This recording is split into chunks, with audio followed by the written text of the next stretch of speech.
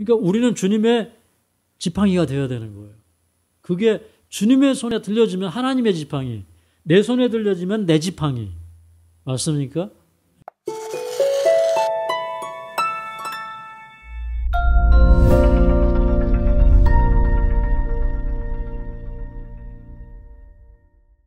우리의 삶 속에서 우리는 우리 마음의 근본적인 변화를 이루어야 됩니다. 이 마음의 근본적인 변화가 얼마나 중요한지, 그러니까 우리가 죄라는 것이 꼭 암세포처럼 이렇게 딱 잠재되어 있어요. 그런데 그게 아니라 정말 그것이 뿌리 뽑아져야 되거든요. 이제 그걸 뿌리 뽑아도 우리에게 그 예수님이 주시는 새 마음, 새 생명이 이제 오지 않으면 그 새 생명이 우리의 삶 속에서 계속 나를 주관하고 하나님의 은혜와 그 하나님께서 세상을 이기게 하는 그런 능력이 우리 가운데 지속적으로 계속 공급되지 않으면 우리는 실패하는 거예요. 우리 이제 밥 먹을 때 어제 많이 먹었다고 오늘 뭐 하루 정도는 안 먹어도 되는 경우가 있죠. 근데 사실은 이틀을 못 가요. 그죠? 밥 먹은 거 이틀을 못 가. 우리가 아무리 하나님의 은혜를 과거에 받았다고 해도 오늘 또 필요한 은혜를 받아야 되는 거예요. 그래서 여러분 이거를 아셔야 되는데, 많은 사람들은 예수님께서 2000년 전에 돌아가시고 모든 죄를 용서하시고 끝난 걸로 생각을 해요. 그런데 그거는 예수님의 십자가를 못 오가는 거예요. 예수님의 십자가는 우리에게 뭘 보여주고 있냐면 그 십자가의 능력은 오늘 또 우리에게 지속적으로 공급이 되고 있다는 거예요. 그 예수님의 중보가 왜 필요하냐면 예수님은 우리가 죄를 이기고 세상을 이길 수 있는 능력을 지금도 계속해서 중보를 통해서 공급해 주시는 거예요. 맞죠? 6000년 전에 창조가 이루어지고 세상을 하나님께서 버려두지 않으셨잖아요. 그래서 이 천연계가 이 계절을 따라서 이 생존의 과정을 거치고 그다음에 이 우주가 천체들이 제 궤도를 운행하고 수많은 이 에너지들을 가지고 이 우주를 운행하는 이런 것들을 보면은 하나님의 유지시키는 힘, 날마다 공급해 주시는 힘이 온 우주 세계를 붙들고 계시는 거예요. 그래서 예수님께서 다 이루었다고 하실 때 그 다 이루었다고 하는 그 말씀 속에는 우리의 모든 죄를 사해 주시기도 하셨지만 우리가 근본적으로 죄를 이기고 주님 안에서 새롭게 살 수 있는 능력이 이제는 예수님을 통해서 온 인류에게 모든 사람에게 요한복음 1장에 말씀하시는 것처럼 각 사람에게 비치는 빛이 있었다는 거예요. 그 각 사람에게 비치는 빛이 지금도 우리에게 이르러 오는 것입니다. 이제 제가 이제 여러분에게 참 경험해보라고 말씀을 드리는 게 뭐냐면, 여러분 누군가를 진심으로 사랑해 보세요. 누군가를 진심으로. 그 누군가가 내 아내가 되고 내 남편이 되면 더 좋습니다. 내 자녀가 되면 더 좋아요. 우리가 원수를 사랑하기는 힘들어요. 그죠? 예. 그런데 내 가족, 내 주변에 있는 사람을 한번 진심으로 사랑해 보세요. 그러면요, 이상하게 냉랭했던 내 마음이 따뜻해져요. 맞습니까? 우리 암을 이기는데 온연요법이 꼭 필요합니다. 이렇게 따뜻하게 해주면요, 거기에 이제 백혈구가 모여들고 혈액순환이 잘 되고 하면서 치료에 아주 최고예요. 최고. 그래서 뭐 눈이 안 좋다든가 코가 안 좋다든가 이런 질병들은 전부 이제 이렇게 찜질하는 게 최고죠. 이제 수팩 찜질하고 이제 작은 부위는 이제 그 팥 있죠. 팥주머니를 만들어 가지고 그것을 이제 보온밥솥에 넣어 가지고 그거를 이제 데워 가지고 이렇게 올려주니까 비염 뭐 이런 후두염 뭐 이런 것들이 다 좋아진대요. 그래서 이제 그걸 이제 우리 송영숙 박사님이 경험을 해서 이제 얘기를 해주시는데 들어보니까 우리가 수팩 가지고 하는 원리하고 비슷한 거예요. 근데 어떻게 보면 이제 숯은 더 좋은 효능이 있는데 팥을 이제 이용해서 그걸 항상 이렇게 이 보온솥에다 넣어가지고 솥에다 넣어서 꺼내가지고 쫙 올려놓으면 이 비염 그렇게 안 낫는 게 다 낫는데요. 예. 그래서 저는 믿음이 가는 거예요. 그분이 진짜 만들어가지고 집에서 사용을 해요. 그러니까 그런 것만 봐도 우리 마음의 따뜻함 이게 굉장히 중요한 거예요. 근데 이제 마음이 어떤 때 이렇게 따뜻해지냐면 여러분 이런 거예요. 내가 잘 살아보려고 해요.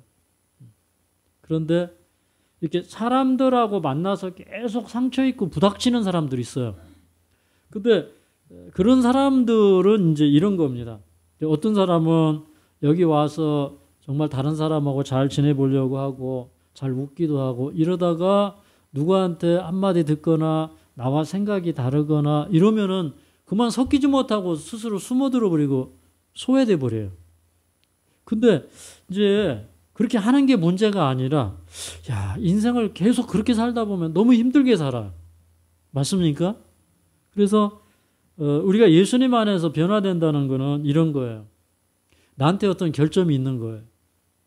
그런데 그 결점을 버리지 않는 한 나도 행복하지 않고 더불어 사는 사람들이 절대 행복하지 않아.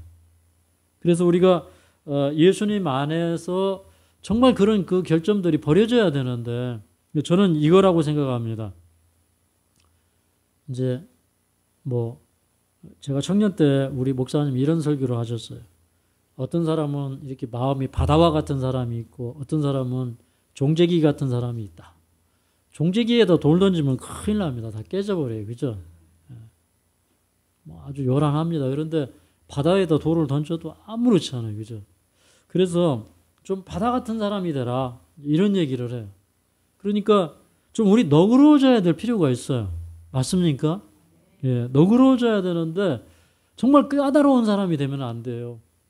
이제 실예로 이제 저희 매형이 좀 까다로운데 이제 그 누나가 매형하고 살면서 저는 이제 이렇게 밥을 먹을 때 항상 매형이 싱겁다, 짜다, 뭐가 다 막 그래요. 근데 이제 그걸 옆에서 지켜보면서 참 마음이 불편한 거예요. 나는 절대로 반찬 티정 안 해야지. 그래서 아주 그 반찬 티정하는 게 그 싱겁고 짜고 맵고 뭐 이런 얘기 하는 게 얼마나 그 여자를 피곤하게 하는 건지를 알았어요. 그래서 웬만하면 그런 얘기 안 합니다. 웬만하면. 이제 어떤 때 이제 그 주방에서 일하시는 분들이 피곤해지면 입맛을 잃어요.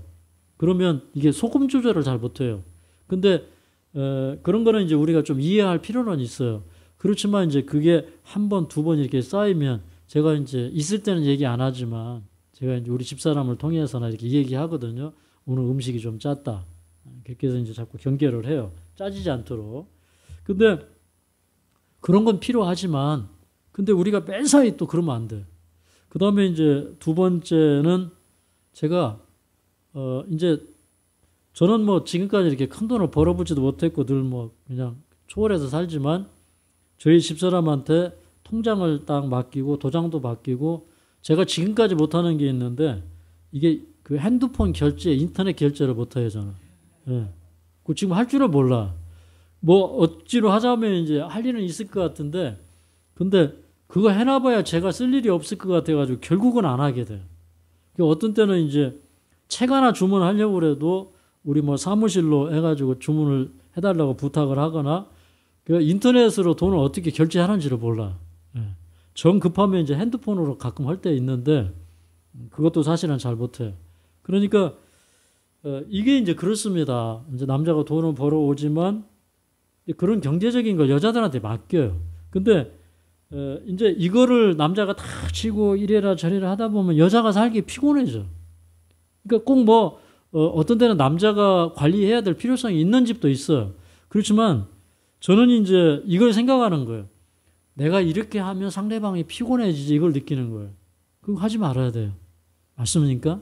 그리고 이제 또 한 가지 하지 말아야 되는 거는 너무 걱정 근심 하지 마라. 그러니까 걱정 근심은 전염돼요. 어떻게 보면 우리는 마음 털어놓을 사람이 필요해요. 그렇죠? 그런데 우리 이제 수냄 여인이 자기 아들이 죽었는데도 남편한테 얘기 안 하고 엘리사에게 갔잖아요. 근데 우리가 자꾸 이렇게 배우게 되는 건 뭐냐면 우리는 물론 내 말을 들어줄 수 있는 사람이 필요해요. 그죠? 마음 나눌 친구가 필요해요. 그런데 어떤 때는 이제 그런 얘기를 하는 것이 상대방에게 이렇게 그 마음의 위축을 가져오고 그게 행복하지 않은 거라면 얘기할 필요 없어요. 맞습니까? 저는 굉장히 중요한 일이 터지는데 뭐 예를 들어서 뭐 10,000원, 20,000원짜리 뭐 살 때는 꼭 물어봐요.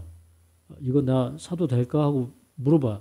어떤 때 우리 집사람이 이제 몇십만 원짜리 사도 안 물어보면 난 10,000원짜리 사도 물어보는데 이제 쓱 이렇게 이제 하는 때는 있어요.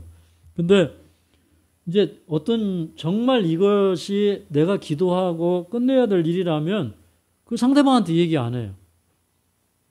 그게 상대방을 보호해 주는 거예요. 근데 그냥 어떤 사람은 계속 조금만 불편해도 나 이게 불편하고 저게 불편하고 그런데 그게 이제 여러분 인생은 이런 거예요. 불편한 일이 생겼어요. 그러면 그 사람이 어른이다. 그 사람이 성숙했다는 것은 무엇을 의미하냐면 그거를 해결할 수 있는 능력이 있는 거예요. 그러니까 인생을 성숙하게 살지 못하는 사람은 매사에 인생을 부정적으로 봐요. 근데 인생이 성숙했다고 하는 거는요. 그런 그 일 속에서도 이렇게 많이 가능성을 찾는 거예요. 1%의 가능성이 있어도 그걸 100%로 만드는 사람이 그게 주님 안에서 필요한 사람이에요. 맞습니까? 우리가 예수님을 안다고 해서 기와여쭈 천국길을 가는 게 절대 아니잖아요. 시련이 있잖아요. 그래서 나의 삶 속에 일어나는 모든 일 속에서 하나님께서는 우리에게 늘 견딜 힘을 주시고 이길 힘을 주시니까 너무 그렇게 살지 말아요. 그래서 이제 지금부터는 여러분이 제발 남편한테 너그러운 여자가 되고 아내한테 너그러운 남편이 되시기 바랍니다. 자, 우리 하나님 말씀 사도행전 7장에 있는 말씀을 보겠습니다. 사도행전 7장 신약성경 197쪽입니다. 사도행전 7장 20절 함께 읽어보겠습니다. 시작. 그때 모세가 났는데 하나님 보시기에 아름다운지라 그 부친의 집에서 석 달을 길리오더니. 우리 출애굽기 2장에 보면요. 요게벳이 모세를 낳는데 이 아이의 준수함을 보았다 그랬거든요. 근데 여기 사도행전 7장 20절에는 모세가 낳는데 하나님 보시기에 아름다운지라 그렇게 얘기했어요. 뭐 당신은 사랑받기 위해 태어난 사람, 그 노래가 생각이 나더라고요. 이 말씀이 있는데.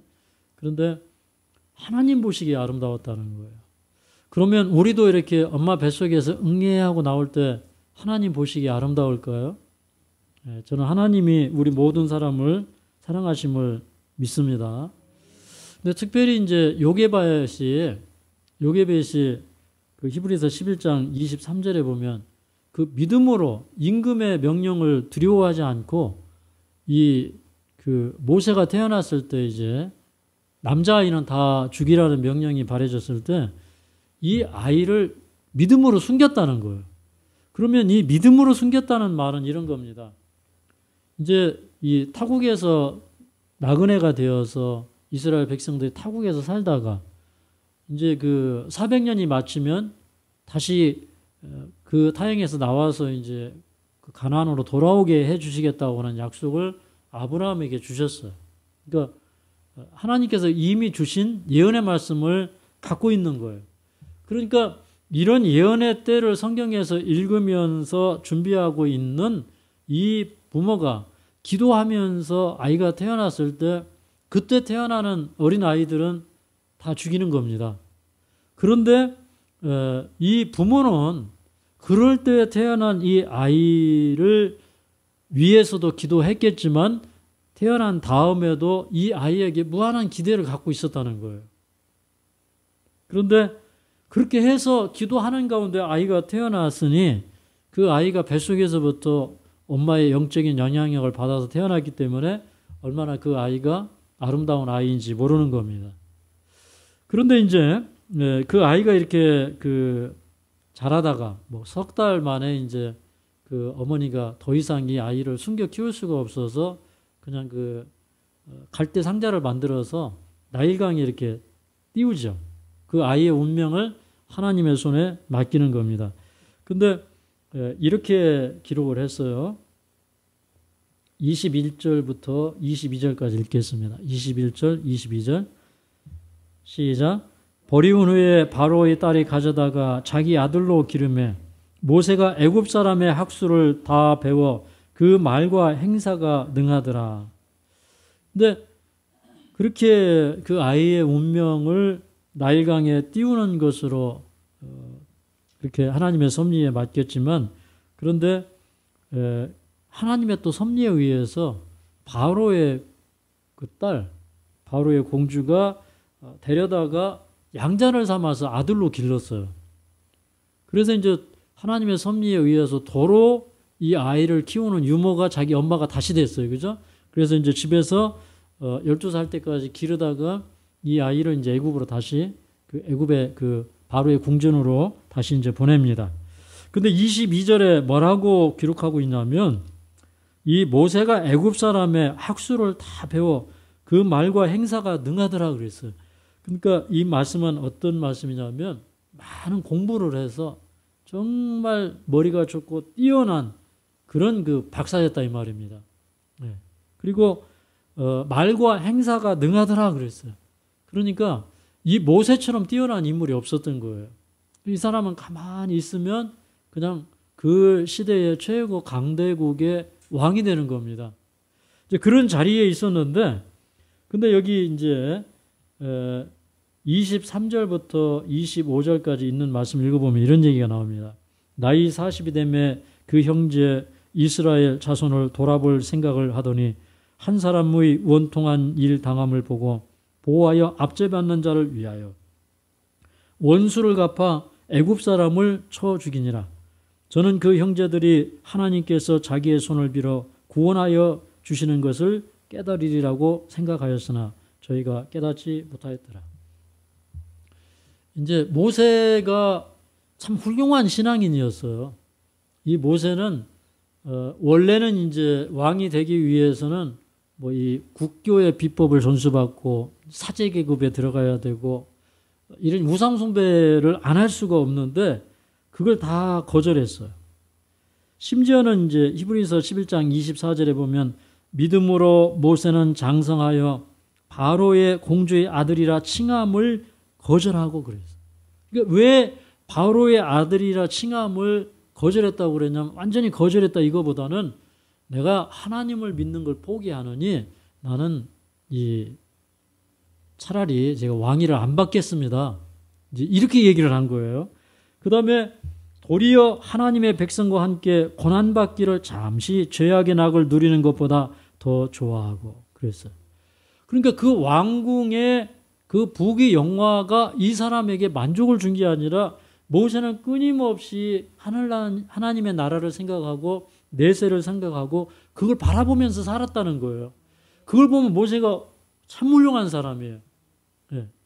그런데도 불구하고 이 모세는 한 가지 치명적인 잘못이 있었는데 자기 손으로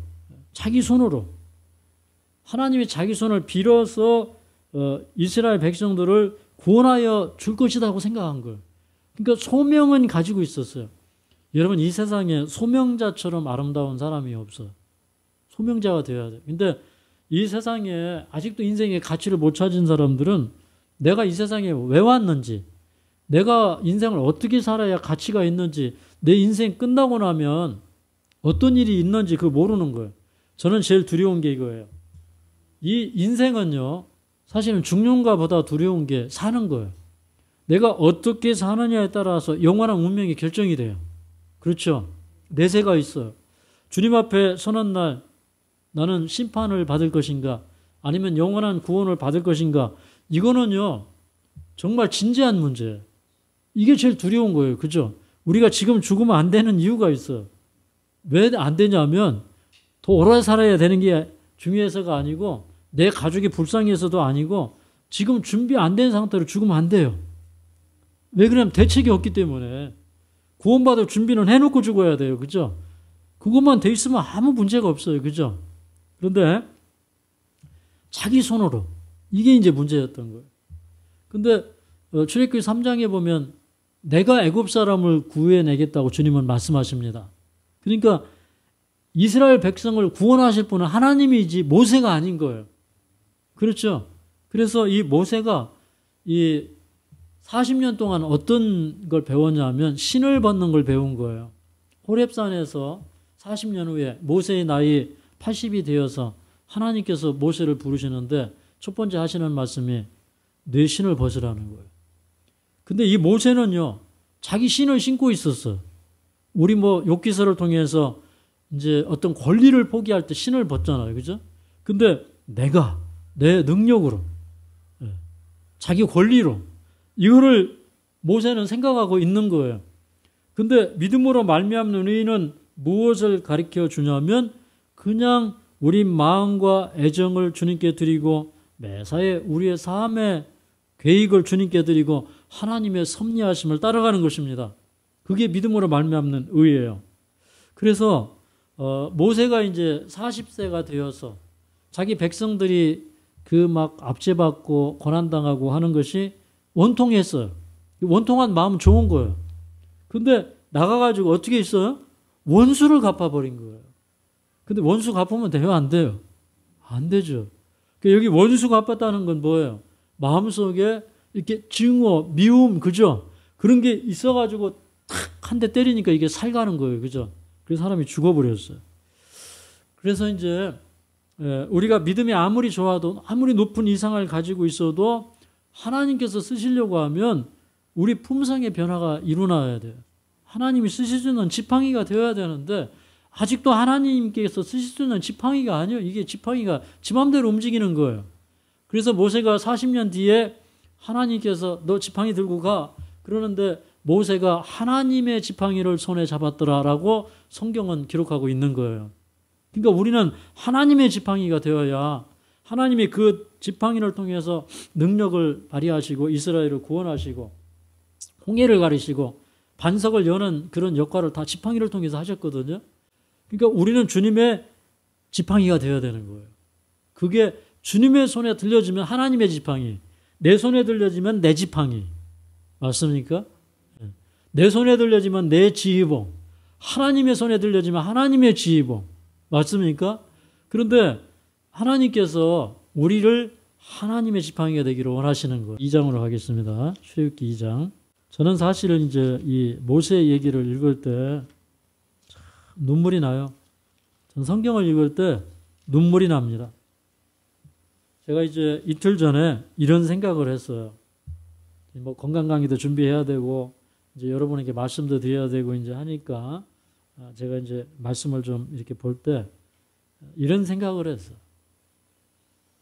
이 모세의 생애를 통해서 역사하신 이 하나님은 너무너무 멋있는 분이에요. 왜 그러냐면요. 자, 우리가 믿음대로 산다고 믿음을 선택을 했어. 근데 가다가 보면 실족하고 넘어져. 그런데 하나님은요. 그 실족하고 넘어질 때 우리를 버리지 않는 분이에요. 나는 이런 하나님이 너무 좋아. 그 모세가 40년을 소명자로 살았어요. 그가 자라나면서 뭐 좋은 환경이 아니잖아요. 우상숭배 문화, 막 그냥 골모, 술수, 뭐 정치 세계, 이런 세계 속에 들어가면 못 빠져나오는 거예요. 그런데 거기서도 믿음을 지키려고 했고 나름대로 애쓴 사람이에요. 그런데 하나님이 보시기에는 이스라엘을 구원하기에는 너무 부족한 거예요. 근데 어쨌든 자기 실수였지만 하나님께서 그 소명자가 그 소명을 품고 살았던 그 소명자가 자기의 소명이 하루아침에 꺾일 때 그 사람은 그냥 죽는 거예요. 그거는 그 사람에게 치명적인 거예요. 왜 그러냐면 저도 소명을 품고 살다가 어느 날 갑자기 소명이 꺾어진 적이 있어요. 근데 저는 못 살겠더라고요. 이 소명이 없어지니까 이 세상에 뭐 물고기가 물속에 있어야 자유라고 했는데 저는 물고기를 떠난 물고기처럼 되어버렸어요. 그때 저는 얼마나 힘들었는지 몰라요. 근데 이제 이 모세가 도망쳐가지고요. 진짜 맨발로 도망친 겁니다. 뭐 챙기지도 못하고 그냥 이 애굽 사람이 볼 때는 모세가 히브리 관리를 쳐서 죽인다고 하는 거는 반역의 편에 가담했다는 거고 이게 이제 정말 왕위를 정복하려고 하는 그런 엄청난 음모를 꾸몄다고 이제 모함을 받게 되는 거죠. 그래서 미디안 광야로 주랭랑합니다. 근데 여기 2장 16절에 보면 이런 말씀이 기록이 되어 있어요. 2장 16절 17절을 좀 읽어보겠습니다. 시작. 미디안 제사장에게 7딸이 있더니 그들이 와서 물을 길어 구유에 채우고 그 아비의 양무리에게 먹이려 하는데, 여기 보니까 17절까지 읽는다고 그랬으니까 17절까지 읽을게요. 시작. 목자들이 와서 그들을 쫓는지라 모세가 일어나 그들을 도와 그 양무리에게 먹이니라. 여기 이제 미디안에 그 족장 겸 이제 제사장이 있었는데, 이 사람이 이제 이드로라고 하는 장차 이제 장인이 될 분이에요. 근데 이 이도로에게 딸이 7이 있어요. 아들이 없어요. 근데 이 딸들이 이제 그 양떼들을 치고, 그리고 이제 그 돌아올 때 이제 그 우물에서 양떼들에게 물을 길러가지고 이제 물을 먹이는데, 그런데 여자들이 이렇게 하니까 이 불량자들이 이렇게 꼭 방해를 하는 거죠. 그래서 이제 그날도 이제 모세가 정말 먼 길을 도망쳐 와서 지금 이제 배는 고프고, 그 다음에 이제 그 우물가에 이렇게 앉았는데, 그때 보니까 이 불량자들이, 이 딸들이 이렇게 물을 이렇게 양떼에게 먹이고 있는데, 야, 저리 가! 그리고 그냥 그걸 빼앗고 자기네가 그냥 이렇게 함부로 하는 모습을 본 거예요. 그러니까 이제 모세가 정의감이 들어가지고 아주 정말 사나이답게, 대정부답게, 뭐 모세야 뭐 일당백이죠, 그죠? 그 불량자들을 다 물리쳤어요. 그 다음에 이제 딸들이 이제 수줍게 집으로 돌아오죠. 돌아왔는데 다른 날보다 이 딸들이 일찍 돌아온 거예요. 그래서 이제 아버지가, 야, 너희가 오늘 어떻게 이렇게 일찍 돌아왔냐? 그랬더니, 아버지 말도 마세요.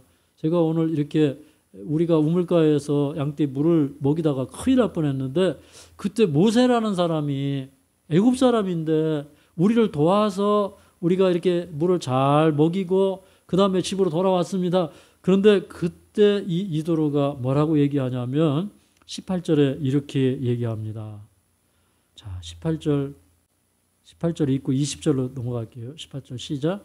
그들이 그 아비 누에게 이를 때 아비가 가로되 너희가 오늘은 어찌하여 이같이 속히 들어오느냐. 20절. 아비가 딸들에게 이르되 그 사람이 어디 있느냐. 너희가 어찌하여 그 사람을 버리고 왔느냐. 그를 청하여 음식을 대접하라 하였더라. 그러니까 저는 이제 여기에서, 야, 모세가 운이 좋았다 이런 느낌이 드는 게 아니라, 야, 그러면 그렇지, 우리 하나님 이런 분이지. 여러분 배고파 보셨어요? 이렇게 이제 저는 이제 제 과거 제 얘기를 안 할 수가 없어요. 제가 이제 20살이 되었는데, 아니 부모님이 전화를 해도 안 받으시고 연락이 없어. 나중에 이제 알고 보니까 집이 다 부도가 나가지고요. 어머니 아버지는 어디로 잠적을 해버렸어. 그래서 몇 달을 기다려도 뭐 소식도 없고, 그래서 제가 대학 기숙사에 있다가 이제 휴학계를 낼 생각을 하고 기숙사를 나와서 이제 제가 그 당시에 이제 저 청량리 옆에 홍릉이 있는데 거기 이제 이모님이 사셨어요. 이모님 댁에 갔어요. 이모, 제가 집이 이렇게 됐는데 밥 먹을 데가 없습니다. 여기에서 밥만 먹여주시면 제가 알바해서 학교 다니겠습니다. 이렇게 얘기했더니, 이모가 너무너무 섭섭한 말씀을 하시는 거예요. 요즘에는 눈 감으면 코베 가는 세상인데 지금 외삼촌은 알코올 중독이 되어 있고, 내가 시장에 가서 자판 장사해서 노상에서 장사해서 아이들 셋 키우는데 너까지 내가 어떻게 밥을 먹여주겠느냐 그러는데, 그때는 그걸 이해할 수 있는 게 아니라 제 처지가 절박하니까 그 이해가 안 되는 거예요. 얼마나 섭섭한지. 그래서 이제 너무너무 이제 당황하고 섭섭하고, 이제 뭐 섭섭해도 이해한 사만이 있으면 괜찮은데 저는 이해한 사만이 없는 거예요. 그래서 이제 이불 보따리 맡겨놓고 이제 여기 저기 청량리로 돌아다니는데 배는 고프지, 갈 데는 없지. 그래서 이렇게 위를 쳐다보니까 3층 건물에 독서실하고 쓰여 있어요. 제가 이제 기도하고 거기를 갔습니다. 가가지고 그 주인한테 이렇게 얘기했어요. 저는 앞으로 신학을 공부해서 그러니까 신학하고 있는 거예요? 안 하고 있는 거예요? 안 하고 있는 거죠. 신학을 공부해서 목사가 될 사람인데 저에게 밥을 좀 먹여주십시오. 아니 잠을 좀 재워주십시오. 그랬더니 이분이 저를 딱 쳐다보더니 저도 예수님 믿는 사람입니다. 이렇게 얘기하는 거예요. 그러면서 있으라는 거예요. 근데 그때 갈 데는 없지, 잠잘 데도 없지, 배도 고프지. 그런데 거기 있으라고 그러니까 그 얘기가 그 말 하자마자 저도 예수님 믿는 사람이라고 그렇게 얘기하면서 이렇게 얘기를 하시는데 그 말이 그렇게 반가운 거예요. 그래서 뭐 그때 참 처지가 딱했죠.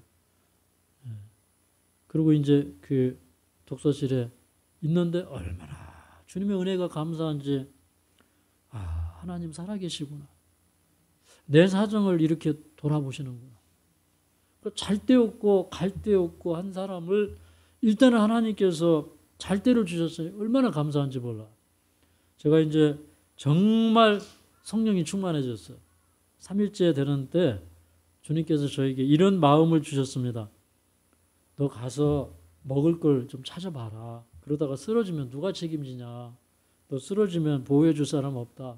나가서 찾아봐라. 그래서 이제 밖으로 나갔어. 제가 이모네 집을 2번이나 갔는데 대문을 못 두들겼어요. 그때 얼마나 정말 마음이 힘들고 처량하고 아니 뭐 친척도 없고 도와줄 사람도 없고 아는 사람도 없고 근데 이제 그런 처지를 뚫고 나가야 되는 분명한 이유는 소명이 있기 때문에 여기서 멈출 수가 없는 거예요. 제가 이제 앞으로 하고 살아야 될 소명 때문에 못 접는 거예요.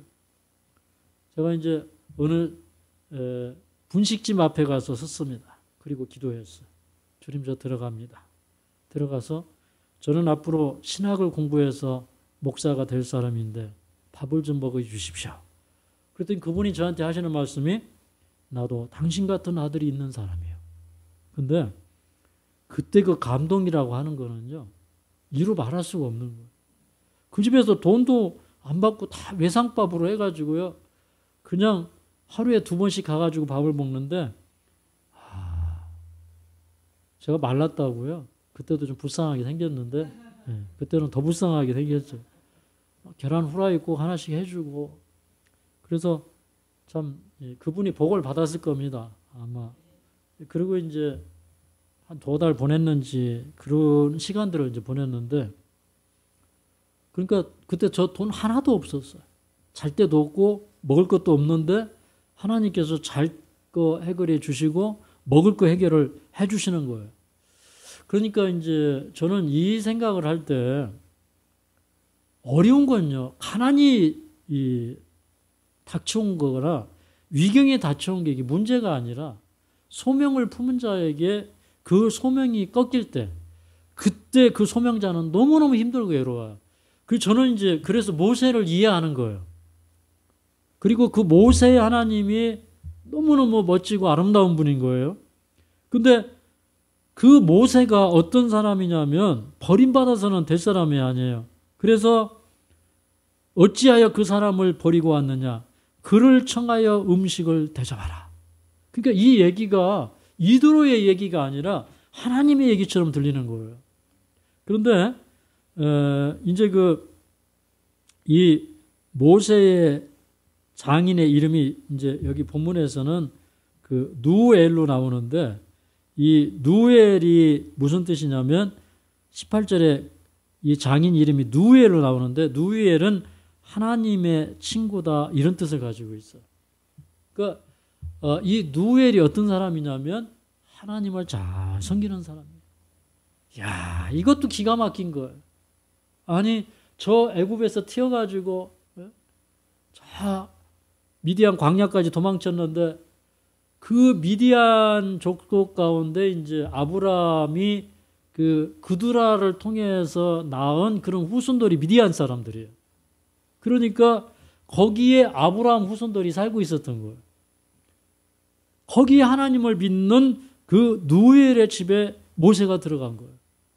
그러니까 저는 이제 그 모세의 장인이 보통 사람이 아니잖아요.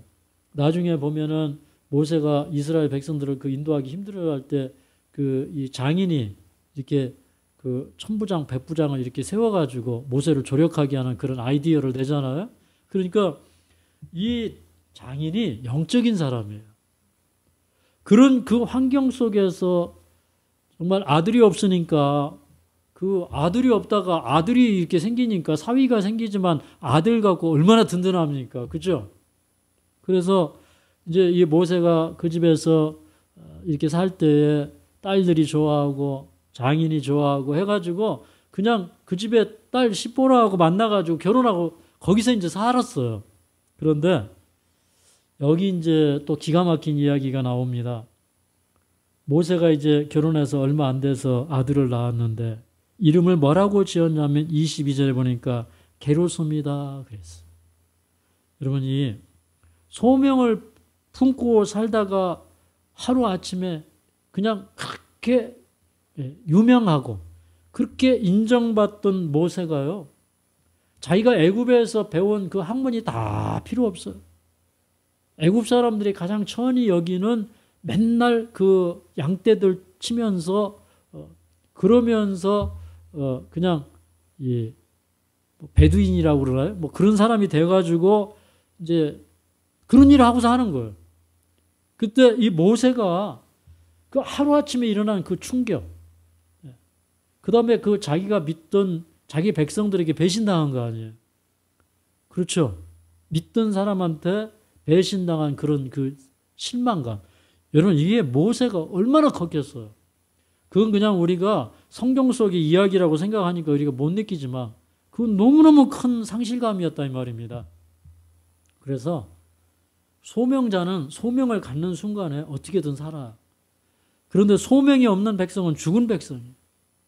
소명은 하나님 믿는 걸 소명이라고 하지 않고 우리가 사명자로서 이 세상에 난 그 가치를 깨닫는 거예요. 하나님의 부르심을 받는 게 이게 소명이거든요. 그런데 이걸 첫째 아들을 낳은 다음에 뭐라고 그랬냐면 내가 타향에서 나그네가 되었다 라는 뜻으로 게르솜이라고 이름을 짓습니다. 이게 얼마나 슬픈 얘기입니까? 그러니까 뭘 해도 기쁘지가 않은 거예요. 그냥 나그네인 거예요. 그래도 뭐 아무리 하늘을 생각하고 참 그 애굽의 그런 누리는 낙보다는 하나님의 백성과 함께 고난받고 그렇게 살기를 원했는데 그러나 그 고난의 길마저도 그에게 주지 않았다는 거예요. 그랬을 때 그 참 인생이 얼마나 비정하게 느껴지고 어떤 때는요 그 마음속에 하나님께 섭섭한 마음도 생길 수 있어요. 맞습니까? 자기는 애굽의 그 호화로운 생활이 좋은 게 아니라 그 백성과 함께 고난받고 그 백성과 함께 저 광야를 지나서 가나안으로 가기를 원했는데 자기는요 지금 엉뚱한 광야에 와 있는 거예요. 그런데 이 모세가요 이제 그 40년 동안 광야 생활하면서 자기가 가지고 있는 게 다 필요 없다는 걸 느꼈어요. 그러면서 그 40년 동안 전적으로 힘쓴 것이 뭐냐면 자기 마음의 변화에 집중하고 힘쓰게 됩니다. 그래서 나중에는 모세가 얼마나 주님 앞에 온유하고 따뜻하고 겸손한 사람이 되어 있던지 모세의 온유함이 지면의 모든 백성보다 승하였다고 성경은 기록하고 있는 거예요. 근데 이제 그 40년이 마칠 즈음에 아들을 낳았는데 출애굽기 18장 4절에 보면 엘리에셀이라 이렇게 있습니다. 근데 이 엘리에셀은 무슨 뜻이냐면 하나님은 나의 도움이시다 이런 뜻이에요. 그러니까 이 모세가 드디어 40년 동안 배운 게 뭐냐면 애굽의 학술, 말하는 지혜, 모든 행사에 능한 이런 처세술 이런 것으로 능해져 있던 이 모세가 주님 안에서 완전히 깨지고 그 다음에 오직 하나님을 의지해서 설 수 있는 사람이 되었다는 겁니다. 맞습니까? 자기가 아무리 똑똑해도 잘려진 가지예요. 근데 아무리 무능해도 포도나무에 붙은 가지는 열매를 맺습니다. 맞습니까? 그래서 그 잘린 가지에서 이제 예수님께 붙은 가지가 된 겁니다. 근데 이제 그 40년 동안 그는 정말 자기 이제 마음을 닫고 시골에서 예수님 만나고 주님과 교제하고 그렇게 살아요. 근데 이 모세가 이제 그 백성들을 이끌고 나오면서 출애굽의 경험을 하고 뭐 레위기, 민수기, 신명기 쭉 쓰죠. 모세 오경을 모세가 기록하죠. 근데 창세기는 어디서 기록했을까요? 창세기는 이 광야에서 기록했을 것입니다.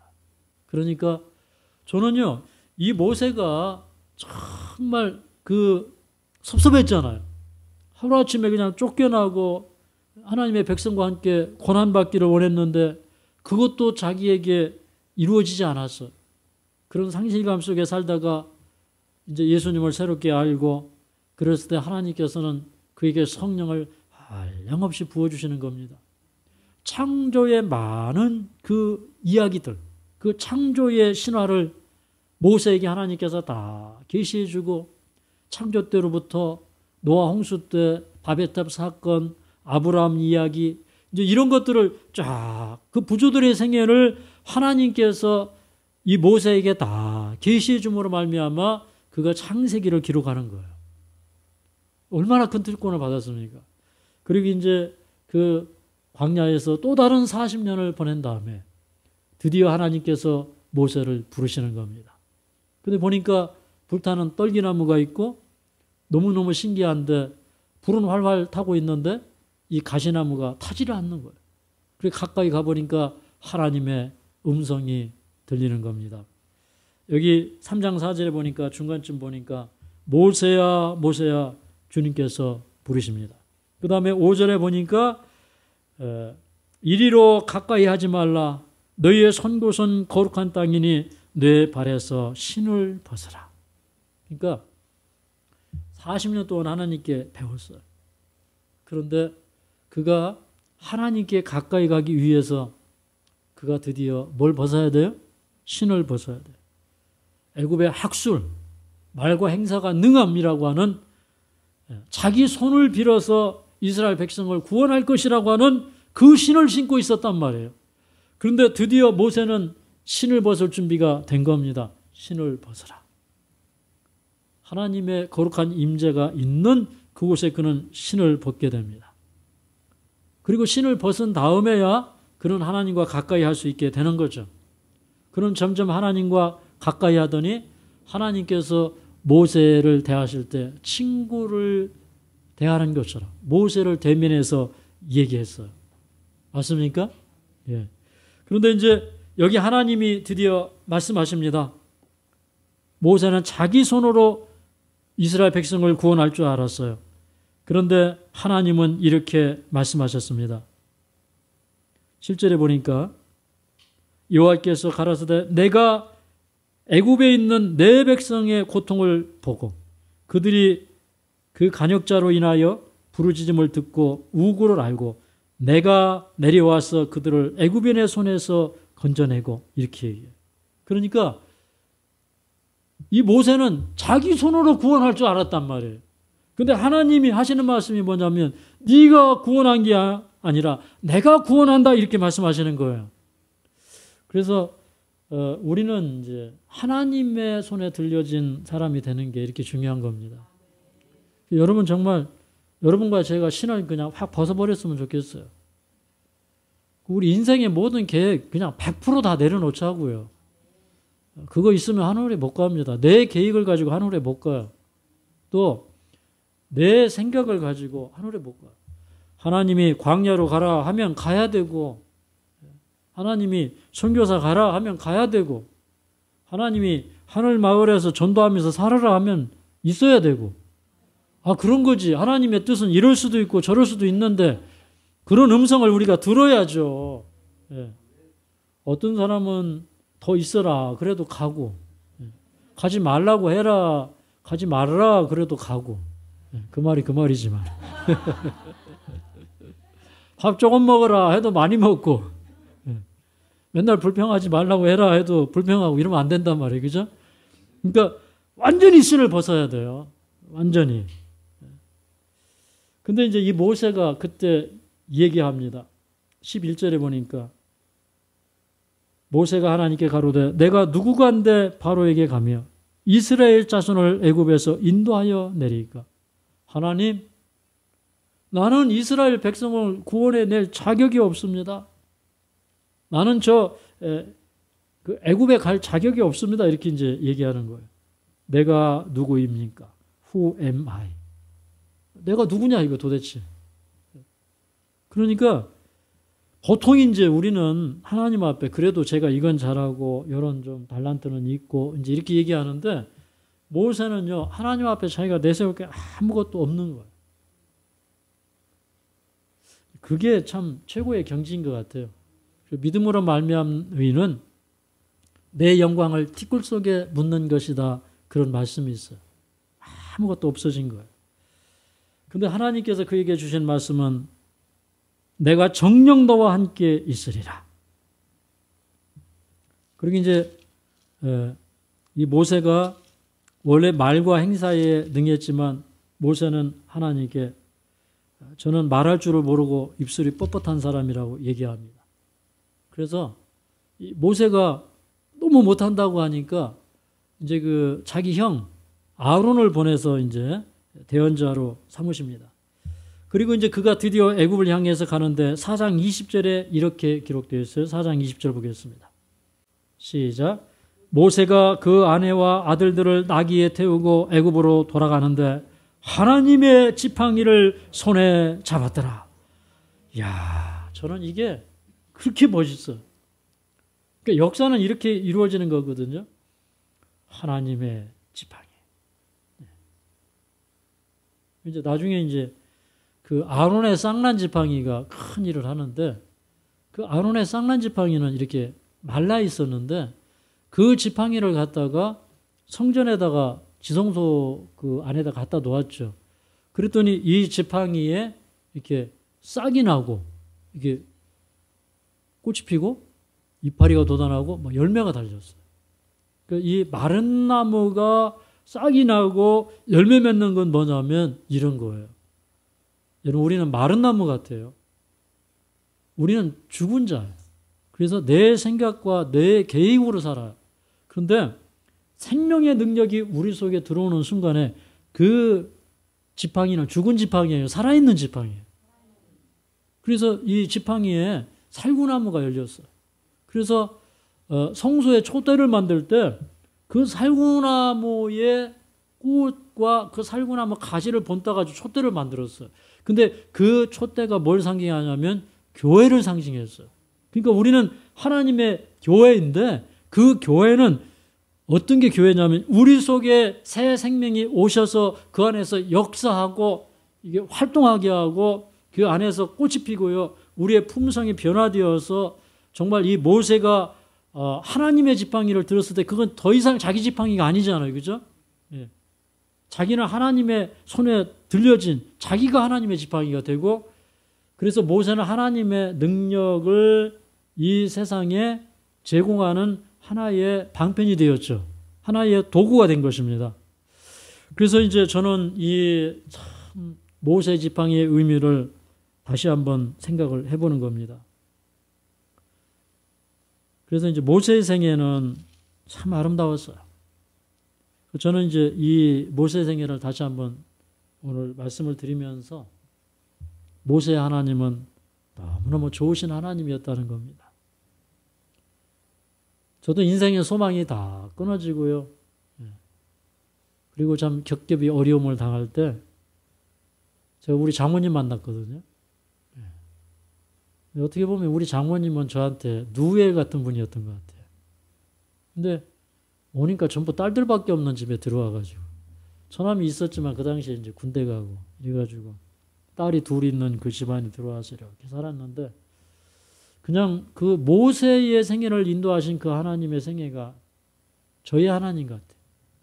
그 아브라함의 생애를 살펴보면 그 아브라함이 갈 바를 알지 못하고 나아갔고 그리고 그 참 너무나 큰 승리를 거두죠. 세계 제1차 대전에서 저 이 소동 또 엘람왕 거기 연합군대를 다 쳐서 파하고 그 세계적인 전쟁에서 최고의 주목을 받는 그런 인물로 정말 열국의 아버지로서 그가 우뚝 서는데 그런 사람도 역시 주님 안에서 새롭게 깨어져야 했어요. 그 결국에는 이스마엘 나가지고 하나님 앞에 자기 아들이라고 우겼지만 하나님께서는 다른 아들을 주셨고 이삭을 주셨고 마지막 시험을 위해서 그 아들을 모리아 산으로 데리고 와서 번제단으로 드리라고 했을 때 더 이상 아브라함은 믿음이 없는 사람이 아니었어요. 더 이상 하나님의 능력을 의심하는 사람이 아니었어요. 그래서 하나님의 명령은 무엇이든지 순종하면 하나님이 해결하신다는 그 믿음이 아브라함에게 있어서 그런 믿음의 조상으로 우뚝 서게 되었습니다. 그 사건은 정말로 이 세상에 다시 오시는 메시아에 대하여 분명하게 보여주는 사건이 되었고 그의 후손들이 하늘의 별과 같이 많고 하늘의 유업을 기업으로 받을 백성들이라는 그 사실을 분명하게 아브라함은 깨닫게 되었고 그 비전과 그 이상을 우리에게 오늘까지 주신 것입니다. 드디어 모세는 그 백성을 이끌고 가나안까지 가게 되죠. 가나안에 들어가지는 못했지만 가나안 변방까지 가게 되죠. 그런데 그런 실패마저도 하나님께서 다시 한번 모세를 생각하셔서 유다서에 보면 유다를 부활시켜서 하늘로 데려가서 지금은 하늘에 있지 않습니까? 마태복음 17장에 보면 변화산에서 그 모세와 엘리야가 데려와서 예수님과 대화하는 것을 제자들은 보게 되었어요. 그래서 이제 어쩌면 그들이 오늘날 우리에게 구름같이 둘러싼 허다한 증인들입니다. 그래서 우리는 낙심하지 말고 정말 이기기를 다투는 자마다 절제하고 우리에게 둘러싼 허다한 증인들이 있는데 그 증인들을 보면서 우리가 믿음에서 믿음으로 승리하는 생애가 되시기를 간절히 바랍니다. 자비하신 아버지, 저희들은 모세의 하나님이 너무너무 멋있습니다. 그 모세를 40년 애굽의 궁전에서 기르시더니 그를 단숨에 광야 학교로 보내주시고 그 모세가 소명자로서 참으로 큰 포부를 품은 위인으로서 주님을 사랑하고 주님의 백성과 함께 고난받기를 즐거워하며 그의 모든 생각이 하늘에 있었지만 그러나 모세는 깨어져야 되고 변화되어야 했을 때 주님 그를 버리지 아니하시고 그 누엘의 가정에 보내셨음을 인하여 주님 감사합니다. 사랑하는 주님, 우리가 버림받고 도망치는 그 순간에도 우리가 인생을 완전히 쫄딱 망하고 그 소명이 꺾이는 그 순간에도 주님은 꺼져가는 불씨를 끄지 아니하시고 살려주셨습니다. 그 이도르를 십보라의 가정에 두시며 그의 주림배를 채워주셨고 그의 아픈 마음을 어루만져 주셨던 우리 하나님, 모세는 40년 동안 하나님의 품속에서 양육되었습니다. 주님 그 큰 사랑을 인하여 감사드립니다. 주님 40년의 기간을 마치고 그에게 다시 오셨던 그 주님, 모세에게 하나님의 지팡이를 들려주셨던 그 예수님, 오늘도 저희가 그 축복을 받기를 원합니다. 하나님의 손에 들려졌던 그 위대한 지팡이가 참으로 우리라는 사실을 우리가 깨닫기를 원합니다. 하나님의 손에 들려진 지팡이 되게 하여 주시옵소서. 하나님의 도구가 되기를 원합니다. 우리 부족하지만 하나님 다시 불러주시고 새롭게 하여 주시고 세워주시옵소서. 오늘 이 말씀을 듣는 사람들, 함께 기도하는 분들, 마음에 새 힘을 허락하여 주시옵소서. 특별히 예수님 모르는 분들, 하나님을 모르고 하나님의 초청을 받은 분들, 주님 특별히 귀히 여겨 주시고 그 마음속에 뜨거운 하나님의 사랑 깨닫게 하여 주시옵소서. 날 때부터 아름답게 보셨고 그 인생을 아름답게 하시고 끝내는 하늘까지 데려가셨던 그 하나님의 자비하시고 무한하신 은혜로운 손길이 오늘 우리가 살아가는 모든 인생 날 동안에 함께하여 주시옵소서.